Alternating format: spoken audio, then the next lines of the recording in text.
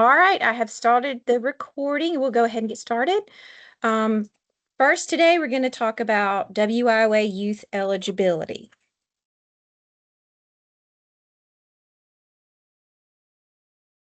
All right, so we talked about this a little bit yesterday. Cecily did when she did the Alabama Works training. In Alabama Works, there are the staff online resources, and this is where we have everything that you'll need for eligibility, all of the forms, the user guide, the eligibility binder that gives you step-by-step instructions on how to enroll WIOA eligible youth. So we will be referring to both of these guides today during the training, and I also put them in the calendar for y'all to access while during the training today. So in the youth eligibility binder, the first page is the youth eligibility checklist. If you go through this checklist in order, you will have done everything correctly for to enroll a youth in WIOA. You can see it starts with the eligibility documents. There's a doc log for you to refer to so you can make sure you're getting the correct documents like the birth certificate, social security card, things like that. There are 4 different documents that are required for them to have signed and dated. And that's the CIF, the customer information form, or the WIOA enrollment form, the grievance form, the information release, and the customer agreement. And then you also need to complete the WIOA enrollment in Alabama Works. You can refer to the case management guide, the user guide, for screenshots and instructions on how to do that. Then you complete the objective assessment. You don't have to print it or upload it, but it does have to be completed in Alabama Works. Then it's the ISS, or the Individual Service Strategy. This does need to be signed and dated and uploaded in the participants' documents in Alabama Works. It only has to be signed and dated at the beginning. It's going to change as they go through your program, but we only need it at the beginning. You then enter the first 2 activity codes. The first one will be the objective assessment. If you follow the instructions in the user guide, it will guide you through and you'll automatically do that part. And then after that, you do have to go in and enter the 413 develop service strategy. That is saying that you completed the ISS. And then you upload the TABE results. You actually upload the results page from the TABE in the documents, and then you have to enter the TABE scores in the EFL ribbon, and instructions to do that are also in the user guide. Then you enter your first enrollment case note. All of these documents listed here, the birth certificate, social security card, those 4 forms that are required, the ISS, the TABE results, all of that can be uploaded as one document in the participants' documents in Alabama Works as their initial eligibility packet. Next in your binder, you will have a short desk aid that goes over, and I say short, it's about 4 pages long. It goes through the highlights of in-school youth and out-of-school youth eligibility, what the barriers are, and it's just a good thing to reference when you're doing eligibility. If you ever have any questions, you can always email us at the email address down there at the bottom, youth@workforce.alabama.gov. This is the document checklist I was referring to, or the doc log as we sometimes call it. It gives you a list of everything that you can use. So for example, the first one, these are the documents you can use to verify date of birth. You can use any of those documents.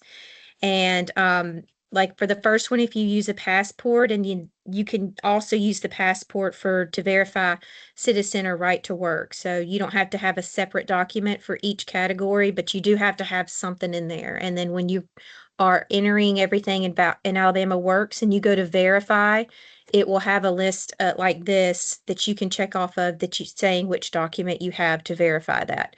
This document checklist is pretty long, maybe 10 pages or so. You do not have to upload this. This is just for your reference.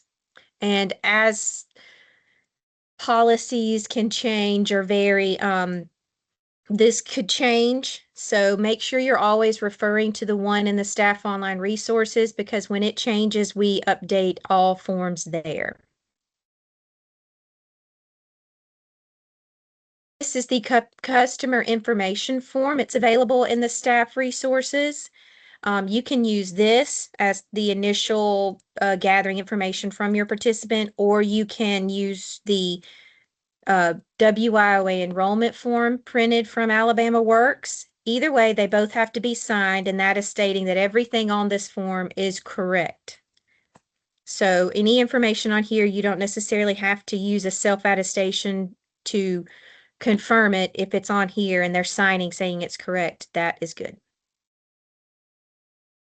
These are some of the other forms that I had mentioned and what they look like. So we have the grievance and complaint procedures form, the participant information release form, and the customer agreement form. These all have to be signed and uploaded as part of their eligibility packet. They're available in staff online resources as well.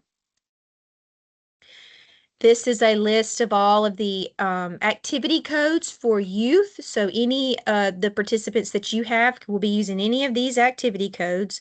They are color coded, so you can see the ones in purple will trigger an MSG and a credential. The ones in red will only trigger an MSG. And this is important because you need to make sure you're entering the correct code for whatever activity it is you're doing with them, because if you enter a code that is looking for an MSG and or a credential and you don't enter one, that is going to be considered a failure. So make sure you're using the correct codes for the correct activities. This document, the WIOA Youth Elements document, will help you. So this goes through all 14 of the youth elements. It says what they are. It gives you the long definition of it. It also tells you which activity code corresponds with that to help you make sure you're selecting the correct one for whatever it is that you are doing with your participant. This one is also pretty long, but it's pretty helpful to help you make sure you're selecting the correct code and you're getting credit for what you're doing with them. This is the participant employment follow-up survey. Cecily and Kevin talked about this one yesterday as well. You can use this in follow-up to get employment information from the participant or from the employer. You just fill this out. It's available in the staff online resources, and then you can upload it and enter the employment information. This is the partner agency certification form. So if you know that maybe like DHR has some information that you don't have or paperwork, you can have them fill this out and sign, and it says who they are, what their name is, their email, and all that. And it's verifying information that maybe you can't yourself or the participant can't get a hold of. So Social security number, birth date, things like that. If you needed to use this, if they didn't have something that had that information on it, you can use this instead and upload it, and it will be fine. This is the monthly report that's due every month. Y'all are already submitting these, so you already understand how they work. That you have a list of active participants. There's two tabs, an active tab and a follow-up tab, and then you are putting in the activities that they do for that month, and then whatever performance measures they got for just that month. They're due by the 10th of the following month. All right, so we'll go ahead and get into eligibility. So first off is eligibility age. So at the time of eligibility determination, in-school youth have to be between 14 and 21 years old, and out-of-school youth have to be between 16 and 24 years old. Suitability. So Kevin talked a little bit about suitability yesterday, but this is their motivation, their attitude, and their interest. They need to be willing to engage and actively participate in your program in a consistent manner. You shouldn't have to beg them to want to participate in your program. They should want to, so make sure you're finding people that are suitable so that you can help them. Sometimes those who may be eligible for your program may not be suitable for your program. So just because they're eligible doesn't necessarily mean they're suitable. Make sure they're willing to participate and complete the 12 months of follow-up after they exit before you enroll them.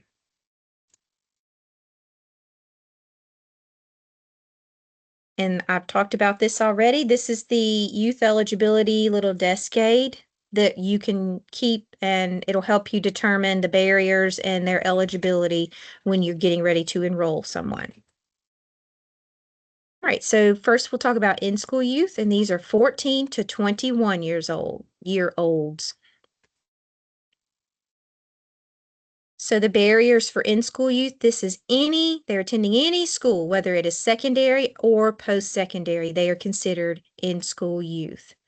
All in-school youth must be low income and have one of the following barriers.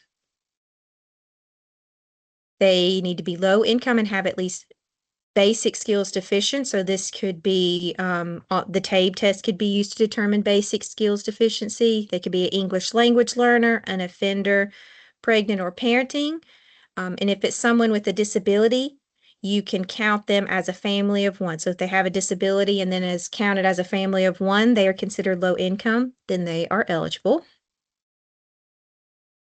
So a little more about low income. These people could be a homeless or a runaway. It could be a foster child, an individual with a disability. You can consider them a family of one. Or it could be a youth who receives or is eligible to receive free or reduced price lunch.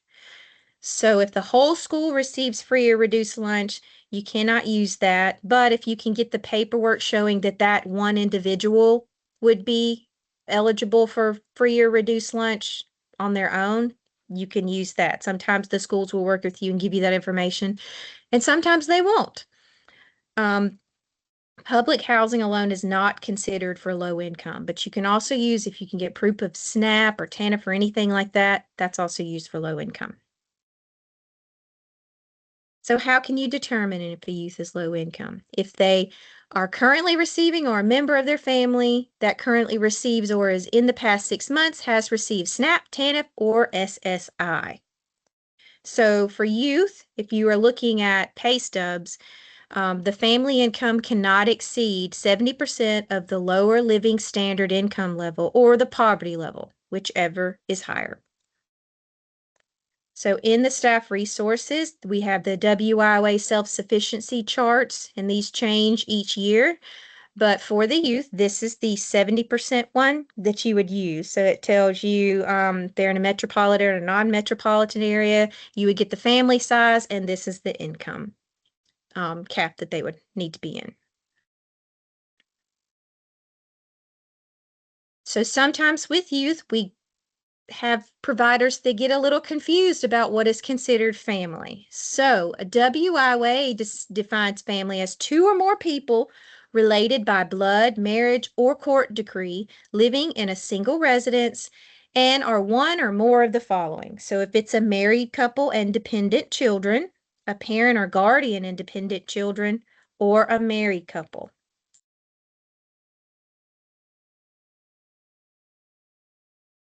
And we have a definition for what exactly a dependent child is. So if they're under the age of 24 and living in one residence for more than half the year, claimed as a dependent on their parents' tax returns, and they're related by blood or adoption or one of the following. So if they're a full-time student, at least 5 months during the year, if they're totally or permanently disabled during any part of the year, they do not provide more than half of their own support. They need to be considered a dependent on their parents. So that means that you need to include their parents' income when determining if they are low income for WIOA purposes.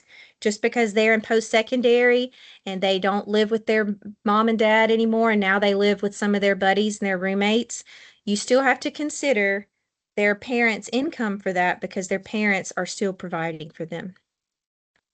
We have a whole dependent status policy in the staff online resources. It's a few pages long and kind of breaks down everything you need to know about whether to consider, they have to consider their parent's income or not. Even if they're considered an adult, if they're over 18, you still have to consider them as a dependent sometimes, and this breaks it down for you.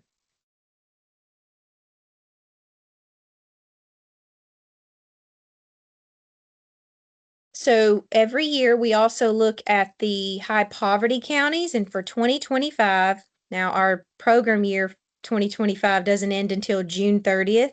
So that's why it says 2025. The 2026 ones will come out closer to July 1st. But for 2025, these are our high poverty counties. That means that any participants that live in these counties are automatically considered high poverty. So you do not have to collect income from them. They are automatically considered high poverty or low income. And these will be in the youth eligibility cheat sheet or the desk aid that I keep mentioning. They're in there. All right, now we'll talk about out of school youth. These are youth age 16 to 24. So for out of school youth, you do not have to consider low income for most of them. There's only two of the out of school youth barriers where income is required, and that's if they already have their high school diploma or equivalent and they're basic skills deficient or an English language learner. And then if they require additional assistance to enter or complete an educational program or to secure or hold employment. And that's it. All the other barriers do not require income. Now, the requires additional assistance barrier should not be used for every single one of your participants. That is a maybe like 1% of them can that, because that's kind of the ones that aren't really eligible, that you're just trying to help out. So we should not see very many of those. And I believe they have it in Alabama Works where you cannot make them eligible, is that you would have to email the help desk and they would have to do that for you. So as far as income for out of school youth, you can ask for proof of income to check eligibility as adult or dislocated worker if you're sending them to the Career Center, but you do not have to do that. It shouldn't stop you from completing your youth eligibility. So barriers for out of school youth that do not require income. If they're a high school dropout, if they are school age, but they haven't attended at least the last 9 weeks, if they're an offender, if they're homeless, if they have been or are currently in foster care, if they are pregnant or parenting, and males cannot be considered pregnant. They can be considered a parent once the child is born, and you'll need the birth certificate to verify that. And then someone with a disability. So remember, for the offender and someone with a disability, the medical and legal documents should not be uploaded. These should be kept in a locked file with restricted access. We have a form that you can use for those documents, those sensitive ones. So there's a WIOA contact verification / document inspection form. This is saying that you have seen or you've contacted and have verification of this information that we don't want to upload into Alabama Works. And you fill this out, upload this document in its place, and you are good to go. This cannot be used for SNAP, for proof of SNAP, but Kevin went over some of the things you can use for proof of SNAP yesterday. So this is available in the staff resources. For academic assessments, all youth must have an academic assessment or test that gives the actual grade level in reading and math. No youth are exempt from this. So for out of school youth, we of course use the TABE academic assessment. For in school, you can use the TABE, or if they have a standardized test from school, if it shows the grade level. Some of them do and some of them don't, so it's got to show the grade level, but if they have one within the last year, then you can use that. But I would say probably 99% use the TABE. So for the TABE, all out of school youth must take the TABE unless they have test results from other agencies that are less than 1 year old. And it's got to be from agencies that we have approved. So we already have an agreement with all the community colleges. So any of the TABE assessments from them, of course, are fine. Post-TABE should be completed before the end of the program year, June 30th, to count for any gains that year. You can post-TABE them as many times as you need to. You don't need to enter a post-TABE score lower than the pre-TABE score in the EFL ribbon. As long as you have other MSGs, they will make up for the lower TABE scores. So if they take the TABE and then they get their GED or their high school diploma, they don't necessarily need to retake the TABE because that is showing their gain.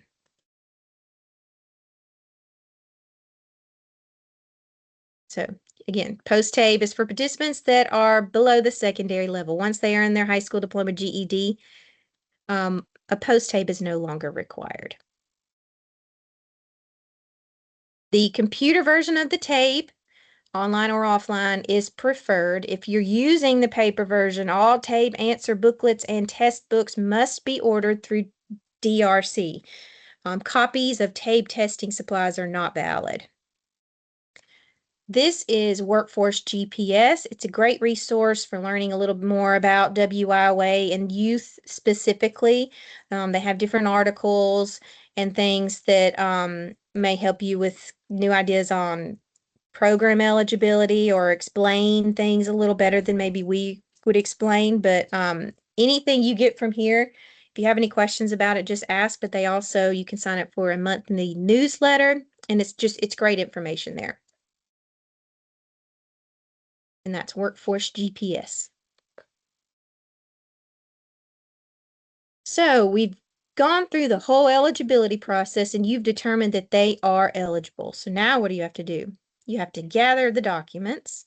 So go back to your checklist and make sure you can check off all of these documents that you need. Complete everything on the checklist before you can serve the participants. Make sure they're completely eligible before you start serving them. And this is in your eligibility binder. So here's your document checklist again. Make sure you have everything that you need. Birth certificate, social security card, driver's license, all that good stuff. Don't upload the document checklist though, just for reference. So some of the required forms, you can use either the CIF, the customer information form, or the WIOA application. So you get that after you've entered all of their information, and then at the end you can go and print and they can sign that. Instead of having both, you can just do the WIOA application, but it is up to you. It has to be signed and dated. The date in the CIF must match the participation date in Alabama Works, so make sure those match. Cecily showed how to do that yesterday, and it's also in the user guide on where the participation date goes. You also have to have these 3 forms that I've already mentioned, signed and dated. For males 18 to 26, they have to register for selective service. They all have to do this. You can check their registration status or register them at sss.gov, but make sure you have proof that they are registered for selective service. For the info release, they do need, if they're under 18, they do need a parent or guardian signature. Some of these youth do not talk to their parents anymore, or if they're homeless, just make sure you have something that says, a good case note and an applicant statement saying why they don't have a parent or legal guardian signature. All right, so then the objective assessment. So the objective assessment looks something like this. There's several different tabs and categories for you to fill out all the information that you have about this particular participant. If you don't have that information, you don't have to fill it out, but just do it as completely as you can. It's just the general information about them. And then the ISS. This is completed in Alabama Works and it consists of goals and objectives. This has to be signed and uploaded. And it looks something like this once it's completed. You need to make sure for the ISS you are developing SMART goals. So these are specific, measurable, achievable, relevant, time-bound goals. So according to this, the IEP must identify employment goals, achievement objectives, and the appropriate combination of services for the participant. And this is straight from the federal government. So Just wanted you to know that. That's where this information is from. We were recently monitored and we had a few issues on some of our ISS, so I'm going to cover them a little more thoroughly to make sure you all are doing them correctly. So plans must be individualized and clearly outline the path to employment. So it shouldn't just say, get your GED. What else? Like, what? Tell me more. So for your SMART goals, you should be specific, clearly define what it is that the participant wants to achieve and make it measurable. How will you track your progress? Ensure it's achievable. Set realistic and attainable goals and make it relevant. Connect the goals to your overall academic and personal objectives, and then set a time frame. Establish a deadline for achieving the goal. So here's some examples. In education,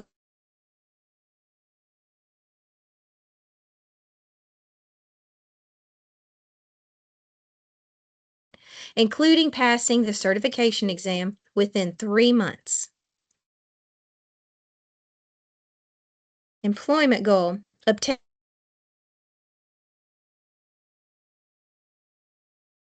and attend one interview prep session each month in order to secure full-time employment in the healthcare field within 90 days. The ISS must be signed by both the case manager and the participant. An IEP which is the same thing as an ISS for us, is a plan developed jointly by the participant and the career planner. So IEPs must be documented and reflect mutual agreement and commitment from both the participant and the case manager. You can upload it in the participant's documents with their eligibility information. It only has to be printed and signed at the beginning. Changes will be noted in the system on the ISS and in case notes. So once you've done all that, your first 2 activity codes must be entered. And if you don't have these 2 in first, the other however many of them will not show up. So these 2 have to be entered first. The first code is going to be the 412 objective assessment, and it will be opened and closed on the same day. The second code is the 413 develop service strategy. That's the ISS. That one will stay open until they complete your program. For your TABE results, make sure your TABE results are uploaded and the scores are entered under the EFL ribbon, which is the educational functioning level for measurable skills gained ribbon.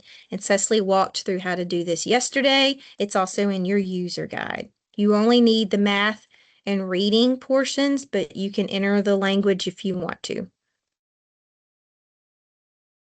Okay, so for value-added services, value-added services are anything that the youth learned that they didn't know before. You have to have and provide value-added services every 30 days or they must be exited. So you shouldn't just enroll someone and then just attempt to call them every month, but never actually talk to them or see them or do anything with them. You have to actually be engaged with them.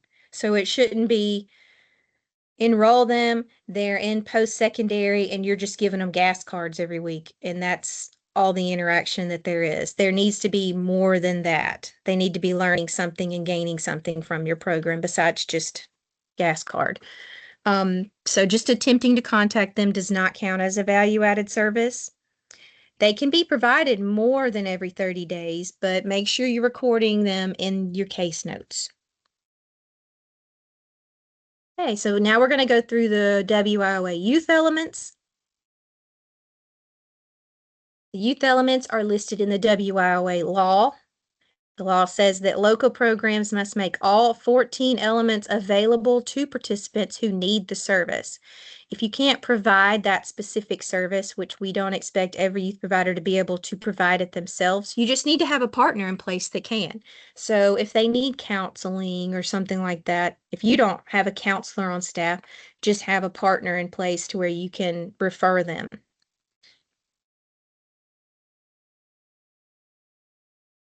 So the first youth element is tutoring, study skills, training, introduction, and dropout prevention services. So this is focused on in-school services relating to the attainment of a high school diploma. So some of the service codes for this one would be tutoring, study skills, and instruction, the 406, or if they're still enrolled in secondary school, you'd put the 429 while you're helping them to complete their high school diploma. The second one is alternative secondary school services or dropout recovery services. So y'all may do a little more of this. You can also use the tutoring study skills and the GED prep. You can also use basic skills training if they're doing something else. If they're doing alternative secondary school, like maybe the high school diploma option instead of a GED, or if you're doing any kind of pre-employment training or work maturity. The third is paid and unpaid work experience. So this could be work-based learning, or if they're doing job shadowing or an internship or anything like that. We're going to go over work-based learning with y'all today, so you will be able to enroll them into that if you want to.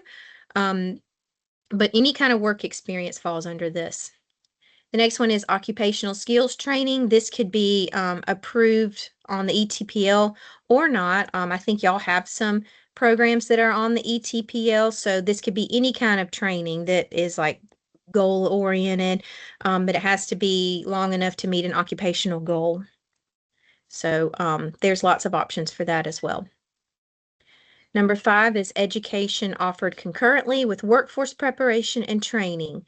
So workforce activities, preparation activities, basic academic skills, hands-on occupational skills. So if they're going to class or they're in post-secondary and they also do work-based learning, maybe towards the very end of their post-secondary to roll into kind of an internship type thing, they can do both at the same time, as long as it doesn't affect their grades and they're still doing what they're supposed to do. Number 6 is leadership development opportunities. So this includes community and service projects, any kind of peer-centered activities, organizational teamwork training, anything like that. Supportive services is number 7. This includes any of that transportation assistance, incentives or bonuses or anything like that. It's usually a monetary thing, and you have to make sure that it is in your budget before you can just start offering these. Number 8 is adult mentoring. This is forming relationships with adults to develop a relationship in which the adult can help the youth with youth personal development, relationship formation, and academic and career assistance, such as job coaching, role models, workplace, and peer mentors. So usually these are at least a year long, and it's usually not with the case manager, the adult mentoring, but sometimes it can be if there's not anyone else available. Number 9 is follow-up services. So a lot of the services offered while they're active can also be offered while they are in follow-up, like supportive services can continue in follow-up. You can maybe go over financial literacy education again in follow-up, career awareness and exploration. Any of that can continue in follow-up. These codes will all begin with the letter F for follow-up, and they'll only show up once they are exited. Number 10 is comprehensive guidance and counseling. This is only used for individuals with drug and alcohol abuse or mental health, and they are usually referred to partner programs as appropriate. This does not include job counseling or career counseling. This is only for drug and alcohol abuse and mental health. And the federal government sent out a whole thing because there were lots of states who were reporting that every single youth participant they had was in comprehensive guidance and counseling, and that looked strange. So they sent out a whole thing saying, make sure that this is only used for these specific participants. Number 11 is financial literacy education. It is teaching them how to open bank accounts, create budgets, manage spending, and use the 275 financial literacy training activity for that. Some providers use the FDIC Money Smart. Some have banks or credit unions come in and go over bank accounts and things like that with the participants. and that counts as their financial literacy. The next one is entrepreneurial skills training. This is the basics of starting and operating a small business. We've also had providers have several small businesses come one day and talk to the participants about how they run their business, how they started their business, and things like that. Number 13 is services that provide labor market information. So employment information about in-demand industry sectors or occupations available in their local area. So this is important to make sure that whatever it is that they say they want to go to school for, that there are actually jobs available in their area that they can get once they complete that training. So it's making sure that they understand how much that job is going to make. How long is it going to take to go to school for that job? And then is it going to be available in that area, or are they going to have to move, or things like that? Number 14 is post-secondary preparation and transition activities. So once you've helped them get their GED or high school diploma, it's what you're going to do after that. Do they want to go into post-secondary? Do they maybe want some short-term training? Are they just ready to transition into a job, or on-the-job training, or whatever? So it's helping them with all of that. If they do decide they want to go to college, that helping them with their financial aid applications as well. So this is the youth program elements it's like a book, it's pretty long, that you can use to make sure that you're using the correct service or activity with whatever it is that you're doing with them. It's available in the staff resources. All right, incentives and supportive services. So incentives should correct directly with training activities, employment, and youth program performance measures. Youth incentives are for major accomplishments and should not be given just to keep the youth engaged. So the first one, we have a youth incentive and supportive services policy available in the staff resources, and this is, I'm just going to go over what it says. So the first incentive they can receive is if they earn their secondary diploma, GED, or post-secondary credential. They can earn up to $100. If they're getting the GED, they can earn up to $100 total once they complete it. So for the GED, if they can earn up to $25 for passing each section, but if they do all four at the end, they'll have their $100 and they can't receive an additional $100 for completing all four. If they enter employment or post-secondary training after they have received a credential or their high school diploma, because that does not count until they are either employed or in post-secondary training, they can receive up to $50 for providing documentation of their employment after the completion of a credential. So they have to have proof of employment, or like pay stubs or something to show that they are employed, or like their schedule if they're in post-secondary training. The next one is employment in the second quarter or fourth quarter after exit. So this is helping to keep them engaged and follow up. The participant can earn up to $50 for providing documentation of employment in the second quarter or the fourth quarter after exit. Proof of employment and payment of the incentive must be uploaded in the Alabama Works. And you also need to enter the employment in the follow-up ribbon. For supportive services, these are not achievement-based, but they include things like transportation assistance, child care assistance, help purchasing work or interview attire, food, things like that. So the first one is transportation assistance. They can receive up to $25 a week for transportation assistance, and this can be gas cards, bus card, Uber Lyft cards. You have to make sure you have documentation of the payment uploaded in Alabama Works, and the 481 supportive service code must be entered.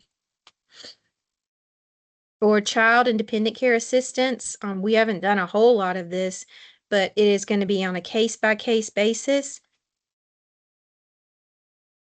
And that's because it can vary so much. If your aunt's keeping your child versus them going to a daycare, the cost of that can vary widely. So we just ask that you give us an idea of how much it's going to cost, and then we'll approve it, and you can use the child care dependent care assistance. For work and interview attire, participants can receive up to $100 for work or interview attire. They must have some kind of job already or an interview set up in order to do this. We're not just going to buy work attire or interview clothes when they don't have any interviews set up. So make sure that your case notes say this when you are asking for reimbursement for this. For food, participants can receive up to $100 per program year for food in an emergency situation if the participant is not receiving community or state assistance for federal SNAP benefits. So you have to have documentation of this and documentation that they're not receiving that and got to be uploaded. All right, so performance measures. Kevin went over some of these yesterday, but these are the PY25 performance measures. These are in your contract as well, and they change each year. So high school diploma or GED, this credential can be attained anytime after enrollment up to a year after exit from the program. So it's important to keep up with your participants during follow-up because if they continue to earn credentials during that time, you can count them as well and get credit for those. So if you have a participant that's gotten their GED, in order for it to count as a credential, the participant has to be employed or an education or training leading to a post-secondary credential. If they just get their GED and then this doesn't happen, it does not count as a credential. And you can go ahead and enter it as a credential in the system, but it knows to look for either employment or education training before it will count it. If you have any questions, you can email the youth@workforce.alabama.gov, and we will get your answers on credentials. So some of the other things to remember about credentials, for recognition to count as a credential, its program must report the completion of a standalone course of study, include at least 40 hours of instruction, have a cost that is competitive with other regional programs, fulfill the requirements for an entry or better level full-time job with multiple companies across the industry. So these are some of the things that do not count as credentials. They may one day, but as of right now, they do not. So make sure you are entering the correct things. These do count as credentials. Anything that they complete that's on the ETPL counts. The MAPS count. The ACE portion of it does not count as a credential alone, but of course, if they take a MAPS, then that one counts. And again, we get asked all the time about what can count, what can't count, because there's constantly new programs coming out. So just make sure you ask. For measurable skills gains, there's 5 components to that. There's the educational functioning level, which is the EFL. There's attained high school diploma or equivalent, secondary, post-secondary transcript or report card, training milestone, and the skills progression. MSGs can be recorded while active and in follow-up. So make sure you are recording them as soon as they happen. So the first one is the EFL. This is the one they get for TABE. So if they take the TABE, they pre-TABE, then they post-TABE, and there is a gain. You enter it, and they get an EFL. For in-school youth, if they used one of the assessments and you get the MSG would be with their report card, and you record that in the MSG ribbon. MSG is only achieved by improving at least 1 NRS level on the TABE, not just an increase in the raw score. So for the ones that attain a high school diploma or GED, these are for the participants that did not have a high school diploma or GED at the participation date. So make sure you document the GED with a copy of the passing scores on all parts of the state-recognized high school equivalency test, or obtain a copy of the secondary school diploma or alternate diploma. These need to be uploaded in the documents, and you need to add a case note. So for secondary and post-secondary transcripts, You can get a copy of their report card, and it has to be at least a 2.0 GPA or C average, and they can get an MSG for that. So if they're in training, um, if they have an ITA or something, just make sure you're getting those report cards. Training milestones, y'all probably will not be using these. They are for on-the-job training and apprenticeships only. These are not allowable for an ITA or work-based learning. It's only for those two things. So you would need a copy of the training outline.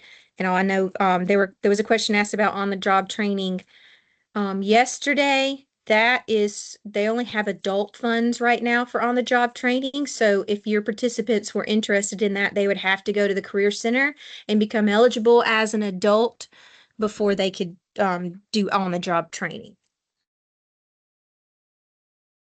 So for skills progressions, these are occupational skills progressions. This is what you're going to enter for anyone who has an ITA or in occupational skills training, and they pass like if they're a CNA and they pass everything and they're done, then they would get an MSG for that, and then and a credential. And then once they take their licensing test or whatever, they would get an MSG and a credential for that as well. You would also enter any of the maps that counts as a credential, and it also counts as a skills progression. So you would enter under the MSG ribbon and under the credential ribbon. So an example is a participant in welding passed a certification for American Welding Society as a certified welder. MSG should be reported in real time within the current program year and are not reliant on an exit date. Work-based learning does not qualify for an MSG. Participants can attain multiple MSGs within a program year, but only one will count. We still want you to record all that they get. Report any and every little MSG that they get. They can be recorded while active or in follow-up.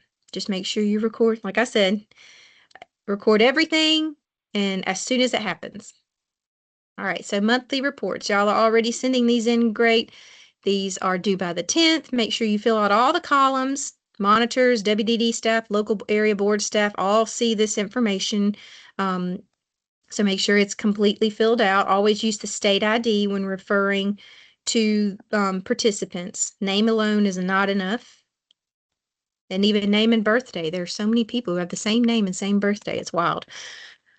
These are some of the services your program offers. You can add or delete columns if you don't use some of them. Just make sure all the ones that you're doing are there and that you are making a little mark for the ones that you're providing that month. These columns are the performance measures for just that month. They show what participants did for that month only. WIOA credentials. The credentials column is for WIOA credentials only. If you have questions about what counts as a credential, you can email. Other certificates column is for everything else. So all those things like OSHA and things like that that are still great, they just don't count as a WIOA credential. You can put them there. Also, like the Money Smart or any of, financial literacy can also be put there. Still good that they did it. For the ones that get their GED or high school diploma, you put a X or a check or whatever in this one if they completed it, but they have not they're not employed and they're not enrolled in training yet. So they're still it's entered as a credential, but it doesn't count yet because they've got to have that happen. All right, is there any questions?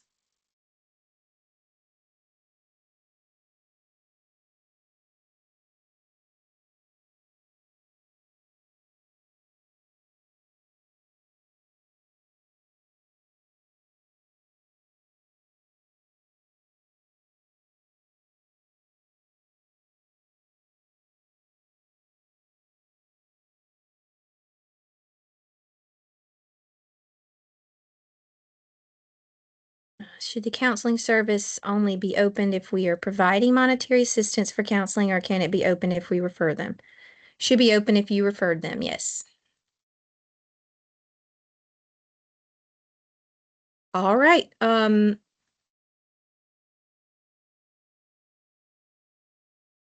going to take